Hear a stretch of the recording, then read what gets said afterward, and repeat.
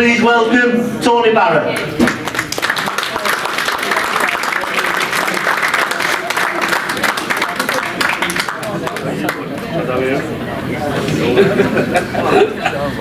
How are you doing, Tony? All right? Very well, yeah. You keep going, you know how it is. You have to, don't you? I just want to start, like, obviously, like, where did your first interest in rugby league come up? I go back when we were at school. You see, I went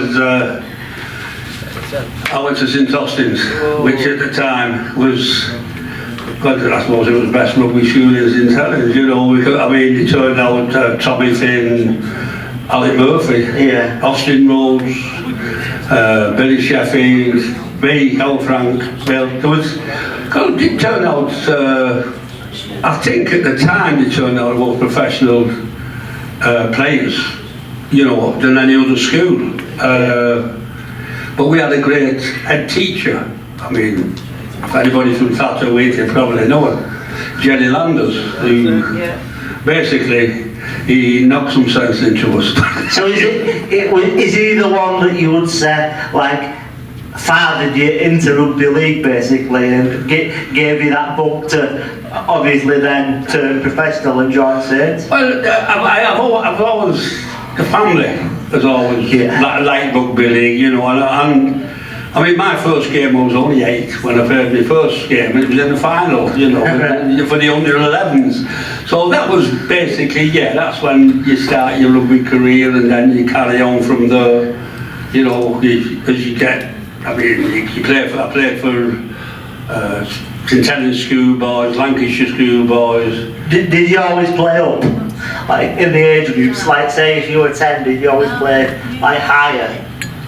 Was you always like? I did at school. I did at school, and then you get yourself back to level, like when you get to 14 kind of thing. When I was there, and you leave school at 15, and then I went. Our coach when we played in the schoolboys, St Helens schoolboys, was a bloke named Wally Moss, and he was a big rugby union man at St Helens Rugby Union, and he taught me into going to play rugby union.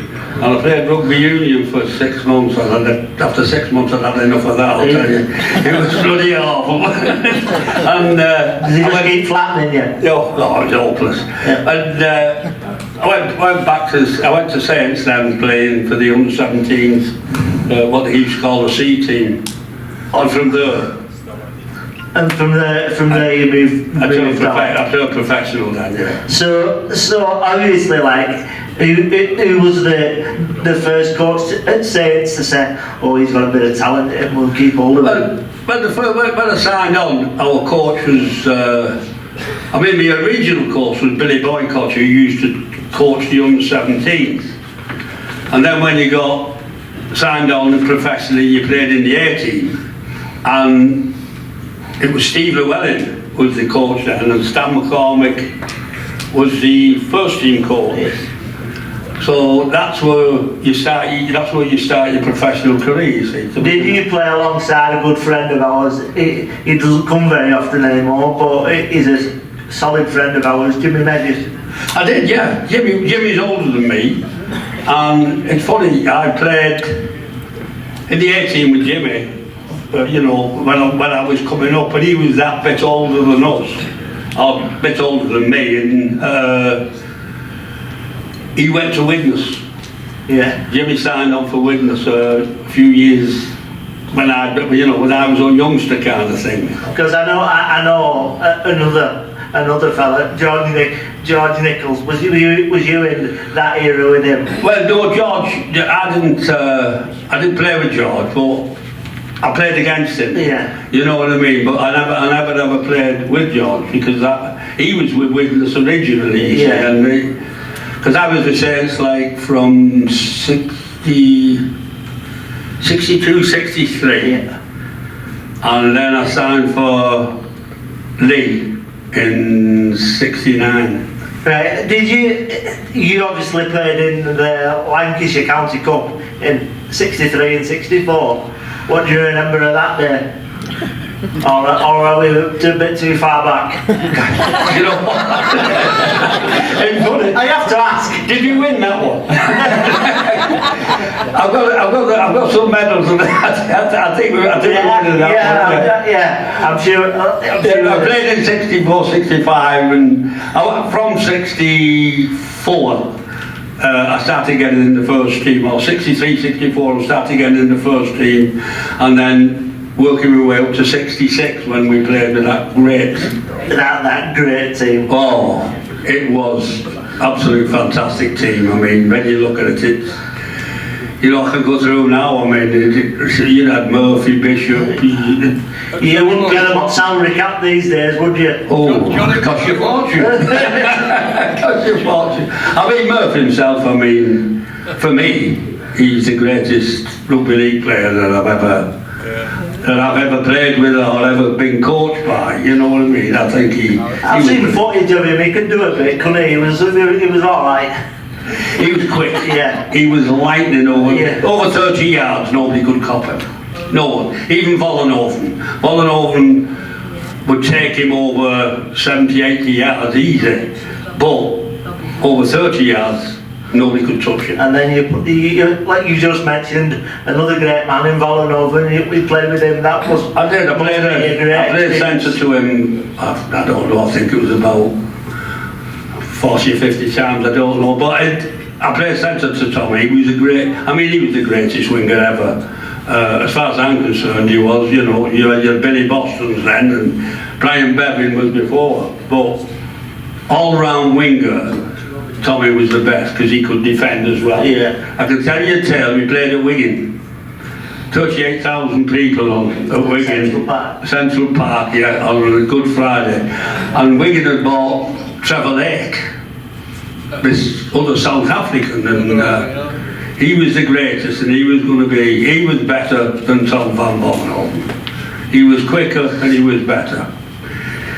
Until just after half time, and we were leading by a couple of points, and we was on the halfway line, and we were defending, and Tommy was on the right, Trevor Lake was on the left, and he breaks through Trevor Lake on the left-hand side. And he sprinted for the touchdown, and Tommy turned and he said, "I'm going to have him." 5 yards from the try line, he pitched him into touch. Believe me, I've never seen anybody go as quick in my life. Yeah. Absolutely brilliant. Yeah. And then obviously you moved on and you played for Lee, and then obviously at Lee, what was that experience like? Oh, well, it was brilliant. I mean, when Murph came in, I mean, I was substituted in 66 at Wembley, yeah, but I never got on. Now, but in 71 we went to Wembley, yeah, which was fantastic for me. I know it was great, and I played stand-off to Murph that day, and we beat Leeds, and we was the underdogs by, well, they were giving them. We were giving 8-1 for us to win. Oh, wow. And we beat them pretty easy, you know.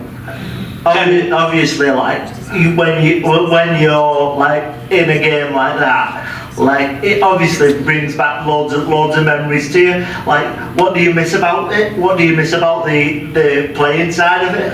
Oh, I've gone over that a long time ago. But I mean, I'm still a big supporter of Saints now. Because my grandson-in-law is Tommy Makinson. Yeah. So I never miss a game here anyway. But no, I think I played for Lee, and then I ended up skipper of Lee, and then I got badly injured, and believe it not, it was at Saints on Knowsley Road. Last game of the season, and I got a simple tackle. Jeff Eaton tackled me. Me stuck in the ground, and I done a 360 turn and dislocated my knee, and all the ligaments went, and that finished me. I never played again. And you're saying that finished you. How hard was it to get back to normal living when you're in that situation? It took. I was in plaster for. I think I was in plaster for 16 weeks. From here right to my toe, and then after that it was building your leg up and one thing and another. But I could never play. But as it happened, Lee offered me the job as assistant coach. Also, that was... I'd already got my coaching badges, so I started my career then, basically in coaching, you know. I was assistant coach with a lad named Eddie Cheetham, who used to be the sprint coach here at St Helens, you know what I mean? Yeah. So that was a good time. I had a great time there. So you started out coaching by yourself at Warrington? Well, I went to Warrington I was at Lee for a couple of years, then I went with Fletcher. I went to coaching Eighton. And then Billy Benny got the Warrington job. He was first team coach, and he told me about it, and I put him for the assistant job, and I got it. And basically I was at Warrington for 10 years. I coached, working from A team up to first team. Yeah. You know what I mean? So, and then I went to Oldham after that, and then Swinton. I mean, obviously, like nowadays, like who would you say, like, mirrors you on a rugby field? Who's the one that you think, yeah, he's a proper player? What, in this day and age? In this day and age now, yeah. Oh, I think there's some excellent players all the way around. I have to say Tommy Makinson, couldn't I? Yeah. But I think of these young lads that are coming through, I think Mikey Lewis at OKR is a little bit special, isn't he? Do you think he could wear a Saints jersey? No. You've no chance. He signed a 4-year contract with OKR, and he's an old lad. I can't see him ever coming to. It'd be good, I think. It'd be a bit special if he came here, yeah. You know. But I think we've got a good lad. I mean, you might all disagree with me over this, but I think young Dodd will make it in Australia. That's only my opinion, and a lot of people say you don't know what you're talking about. Well, I might not, but I think he gets harshly treated by the fans. Yeah. You know, and I think he's an excellent player, and it's just that you've got to give him a lot of rope and let him play. Let him be. Yeah, let him be. Yeah. So obviously you talk about Tommy, and obviously he's been a great servant here at Saints, and obviously he's moving on next season to pastures new. And how do you think that will go? I think he'll do well. Yeah. I think he'll do well. I mean, he's going to possibly one of the greatest coaches ever to coach rugby league, isn't he? Wayne Bennett. I mean, Wayne Bennett he's a legend, and what he doesn't know about rugby is not worth knowing. No. He's a tremendous coach, and I think he'd bring the best out of him. I do really think he'd do the best. I hope he does, because I do think sometimes he gets a lot of unfair. Oh, I think it's unfair criticism. He works, and when you coaching a team, you lay down a plan of how to play that game, and he's got to stick to that plan. If he doesn't stick to that plan, he's going to get dropped. Well, you know what I mean? Yeah. So, I don't know. I think he gets unfair criticism. Do you think in your day there was less structure? I think today I talk about robot rugby, and it's robot football even. And I think sometimes they're overcoached. You know, let them be. I mean, I signed when I was at Oldham. I signed Tommy Martin, Chris Jones, Barry McDermott, and when I signed Tommy Martin at 16 years of age, played him in the A team, he was somewhat special. Yeah. And I seen that in him. Yeah. And he would chip over people's head, he was all sorts. Because the lad who taught him how to chip over the head and all the rest of it was a bloke named Phil Blake, who played for Warrington. Yeah. And when I was at Warrington, naturally I coached his dad, Tommy. Right, yeah. Although I played with him, and then I started coaching. And So Tommy was always, young Tommy always came to the game, to watch his dad. Rugby ball in his hand. Yeah, and the thing is, after the game, all the kids used to go on the field, and Phil Blake could play with them, and things like that, you know what I mean? And I think it was him who taught Tommy how he could kicking over somebody's head, running around the chip and taking it. But going back to when I got Tommy at 17 years of age, there was everybody after him, and I was lucky enough to get him, and I was lucky enough to get Chris Jointer owned him, and we got to the final of the grand final of the second division he was in then, and he was only 17, and I picked him. And everybody was saying, well, you can't play a lad at 17. What are you doing, But he scored the winning try. And I just say, I rest my case. Yeah, you don't need to say anything then, do you? It's sort of like, he's done it for you. Oh, I mean, Tommy was a brilliant player. I think he's one of the best halfbacks. One of the best halfbacks I've seen. Yeah. You know, I think he is. He's tremendous. He's one of them, like yourself, when you say, you know, he does something different and he plays what he sees. Exactly. And like you said, in today's game, it's more, we're doing this and we're getting to a point and we're doing that. Yeah. I think that's not always right for me. No, and it's not always right for me. I think sometimes you've just got to leave people to play the way. You put a structure out, you know, you put a game plan. There's your game plan, but you play what you see as well. You know what I mean? So if you see a different way, say if you say, right, we're going to take 3 drives to the post and then switch play to your right hand side or something like that. And then when you see something as you're driving to the you do it. You know what I mean? You don't just you change the plan quick. Yeah, it's got to be a movable object. Oh, it has to be all the time. It has to be, in my opinion. You know, I mean, I think a lot of the time you can overcoach people. Yeah, I think they try and, how can you say, they try and make it, whereas like you're not allowed to do that, you should do that, and you're not allowed to do this, and actually that's taking the flair out of the game. Well, it is, and I once had a big discussion with a bloke named Peter Tunks over this. Peter Tunks was anybody who doesn't know, was an Australian forward, and me and him had a big discussion over it, and I said, well, I think players have got to be allowed to basically express themselves. Yeah.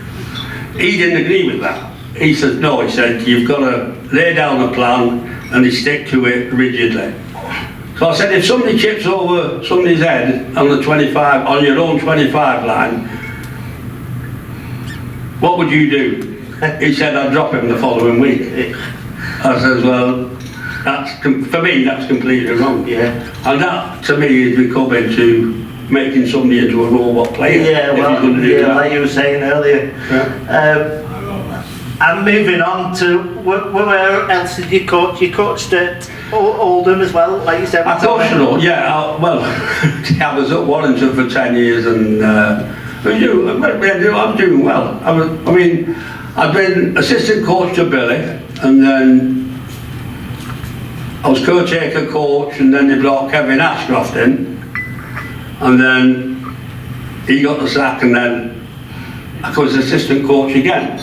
And then they brought Reggie Bowden in, and then he got the sack. And then finally, in '85, it was your turn. Well, I took the job. I was happy as an assistant, but I took the job, and I had probably the hardest, you could say the dirtiest as well. Yeah. But I had a team, and when you look at it, I mean, if everybody remembers the pack I had, was Boyd, Les Boyd, Kevin Tamati, Jackson,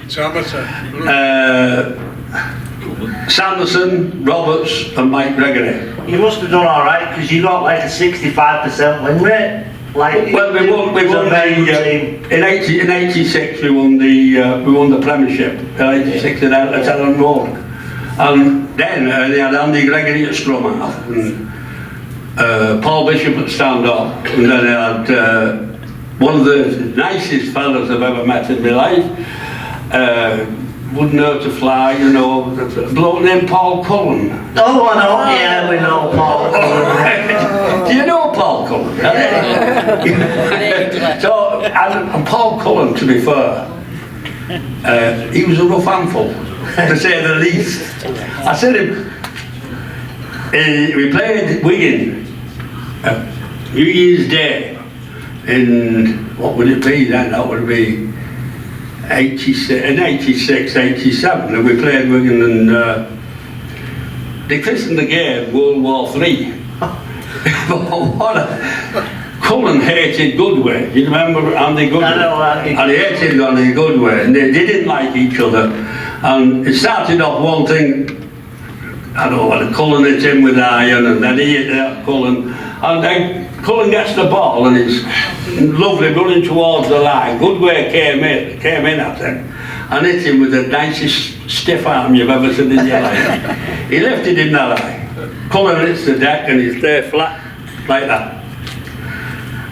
Referee, the Southport lad, I forget what his name, Allott, sent him off. Yeah.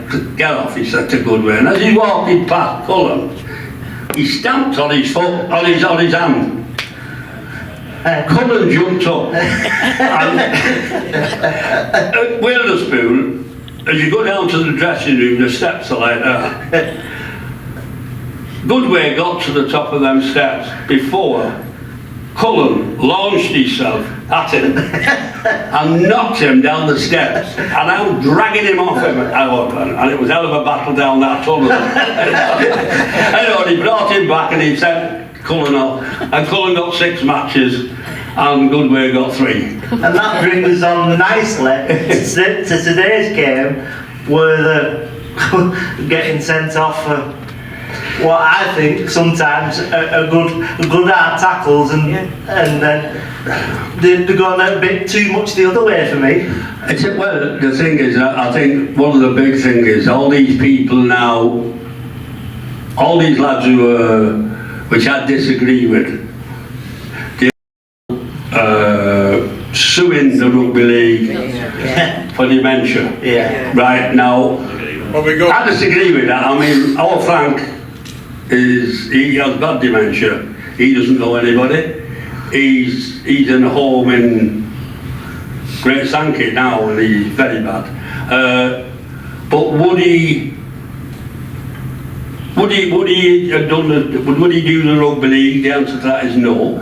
Neither would I, and neither would a lot of people who I talk to. Yeah. They wouldn't do the rugby league. I think the biggest problem now is they're all trying to do the rugby league, so the rugby league are now saying health and safety comes first. Yeah. So high tackles, which I agree, okay, you can't keep knocking like we used to do. I mean, look at that. I mean, 10 broken noses and 2 broken jaws, and that's only a start.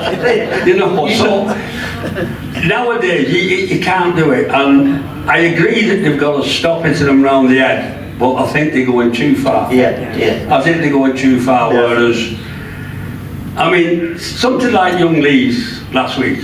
That was never sending up in the memory of man. The bloke was going down, he caught him, it was unlucky.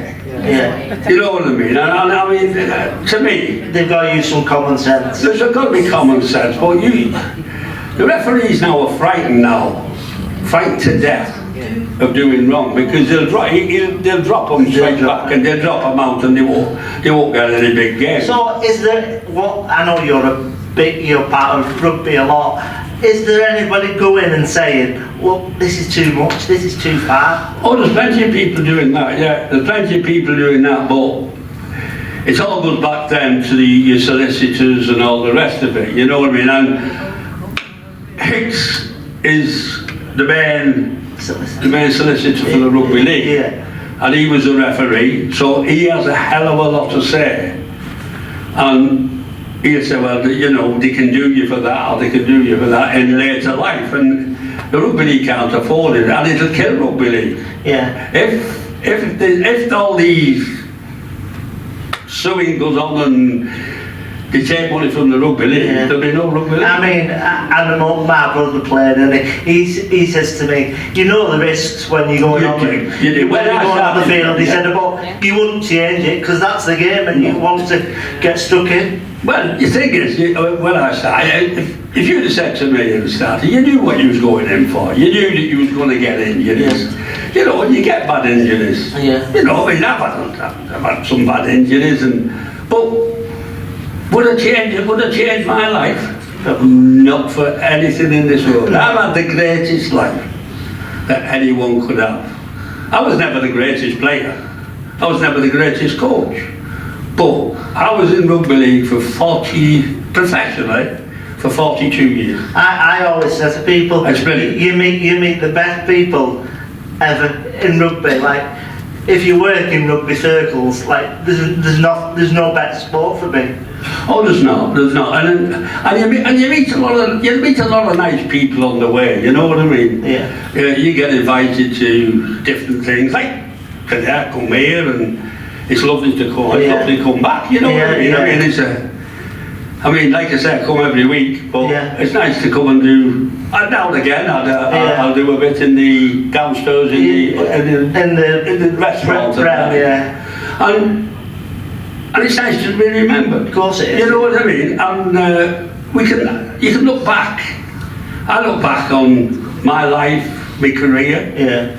I mean, I was lucky, and I'll tell you another little tale. I always say that I only know anything about two things. One, rugby, and the other one is building. And when I had the pleasure of, when they built this place here, I had the pleasure to be the boss, if you wanted, on all the interior. Yeah. I was in charge of all the interior and everything.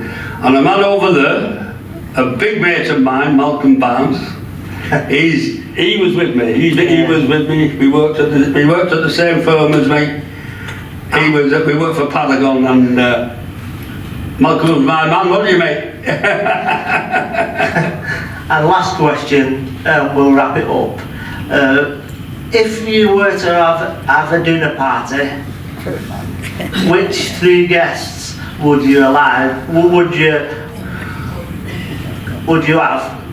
And they can be dead or alive now. Oh, now then. I should have told me this yesterday. Three guests. Choose three dead and you can have I think you'd have to have Murph. Murph would be definitely. Murph would be what? Major Clare, would you have him? Who? Major Clare. Sergeant Major Clare. Eric Clare. Oh, Eric Clare. I'll tell you what, he'd be good. He'd be good at the dinner party. Instead of another tale though, I got done it. Talking about him, I was only a kid, I was only young. When we played at Barrow. Did he play for the C team? Yeah. Yeah. There's a list there of all players. And on one shot, the loose forward. Was it Mulcahy? Yeah, Johnny Mulcahy. Did he play for loose forward? He played loose forward, yeah, but he was before me, Johnny Mulcahy. I knew Johnny Mulcahy because I was a joiner originally. I played for Bull Collery. Yeah. And we played against C team. Yeah. There's a full list. All the names are on that little bit of a paper. Well, Johnny Mulcahy, I knew him. He went to Holy Cross, didn't he? Yeah. Yeah, well Johnny, he was a bit older than me, very good older. There was He must be 5 years older than me. Dave and John. Yeah. There was Dave as well, younger. Right, but he was, like I say, he was a joiner at the council when I was an apprentice. The finest centre I watched, I played with was Jimmy Mustard. Jimmy Mustard, he was a big mate of mine, Jim. Yeah, he was. But Jimmy played mostly with our Frank. He played second row in the C team with our Frank at the same time with our Frank. So Jimmy Mustard and Dennis Brown and Eric Frodsham. John Smith. Bromelo was on wing. Tony, who's your second one? Say that again. Johnny Bennion, Bromelo on one. Oh yeah, I know Johnny Benny as well, yeah. They're all that, they're all that. Are they? All right. A full Right. team. Who's your second? Who's your second guest? Go on, My second guess, let me see. My second guess, this is hard work, you know. We'll just pick two. Everybody. The first guess and that, the second guess, let me see. Let me see. You mean trouble if you don't take your I remember missus? Tommy Vol. Tommy Vol. Tommy Vol, yeah, Tommy Volwood, and he was a smashing bloke. He was really. I probably, do you know what? Another award for this fella now is I think he's about 92 now. I went to see him last week. He was my first professional coach, and that was Benny Boycott. Right. And he only played in the A team for Saints, but he coached As well. the C team and then went in the A team as well. Well, thanks very much, Frank, for a great interview. All right, no problem. Appreciate that. Thanks very much. Thank you very much.